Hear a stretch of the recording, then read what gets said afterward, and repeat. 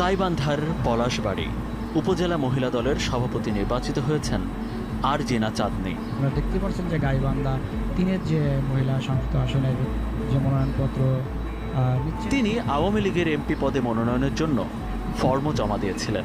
মানে এই প্রথম আমি আওয়ামী লীগের মানে ফর্ম কিনলাম। আমার বাবা এবং দাদা নানা সবাই আওয়ামী লীগের সাথে সম্পৃক্ত এবং আমার আব্বু আপনার রাজনৈতিকভাবেই ছোটবেলা থেকে মানে ফ্যামিলিগতভাবে আমরা রাজনৈতিক পরিবার থেকে এসেছি। অথচ একই মুখে দুরকম কথা শুনে অবাক পলাশবাড়ী উপজেলার মানুষ। আমি বিএনপি ফ্যামিলির সন্তান। আমার বাবা দীর্ঘ 40 বছর যাবৎ বিএনপি করছে, এটা পলাশবাড়ি থানার সবাই জানে।